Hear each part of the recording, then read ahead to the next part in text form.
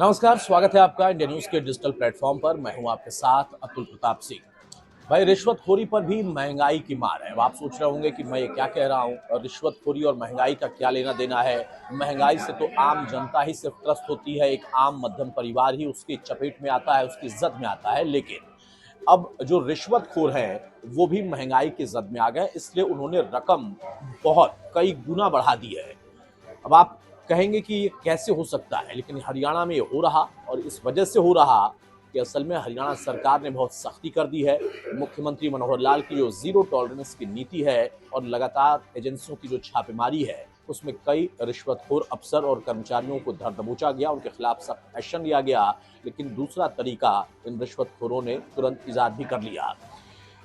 Police महकमा हो, राजस्व विभाग हो, या फिर तमाम अन्य विभाग, जहां 500, 1000, 1500 रुपए में बात हो जाती थी, चाय पानी पर बात हो जाती थी, अब वहां पर चाय पानी का जिक्र नहीं होता, बल्कि बात या डील 5000 से लेकर 50,000 रुपए तक हो रही है।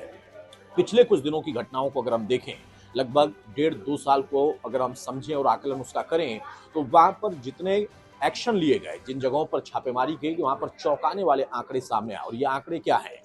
जहां पहले ऐसे किसी मामले में जब छापेमारी होती थी, विजिलेंस की टीम हो या फिर सीएम फ्लाइंग जो टीम है वो अगर छापेमारी करती थी, तो वहां पर 500, 1000, 1500, 2000 कुछ इस तरीके की रकम निकल कर आती थी, रिकवरी होती थी कि भाई रिश्वतखोरी की मांग की गई थी और इतना रिश्वत दिया गया या फिर इतनी रिश्वत मांगी गई। हालांकि रिश्वत देना और लेना दोनों ही अपराध है, लेकिन जब रिश्वत के लिए दबाव बनाया जाता है, तो कई बार जिसके ऊपर दबाव बनाया जाता है कि आपका काम कभी होगा जब आप चाय पानी कराएंगे या कुछ पैसा खर्च करेंगे, तो वो थोड़ी सी सतर्कता के साथ टीम को जानकारी देता है, शिकायत कर देता है, और फिर उसके जरिए टीम उस व्यक्ति को धर दबोचती है।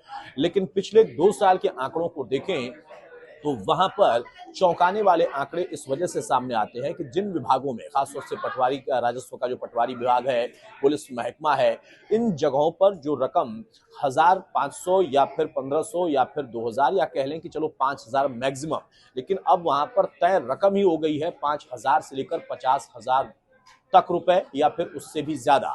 तो रिश्वतखोरी में महंगाई की मार तो पड़ रही है, लेकिन अब देखना होगा कि जो सख्ती सरकार की तरफ से, टीमों की तरफ से लगातार दिखाई जा रही है, क्या उससे ये जो नया तंत्र एक डेवलप किया गया है, ताकि अगर रिश्वतखोरी में हम पकड़े भी जाते हैं तो तब तक कमाई इतनी कर लें कि कम से कम खाना खर्चा हम अपने परिवार के लिए निकाल कर रख लें, अपनी तिजोरी भर लें। क्योंकि आम परिवार जो होता है, उसका खाना खर्चा एक ईमानदार रकम से भी हो सकता है, लेकिन तिजोरी भरने वाली जो मंशा होती है, वहां पर शायद अपने परिवार की मुश्किल भविष्य में कितनी बढ़ेगी, रिश्वतखोर इस बात को दरकिनार करते हैं।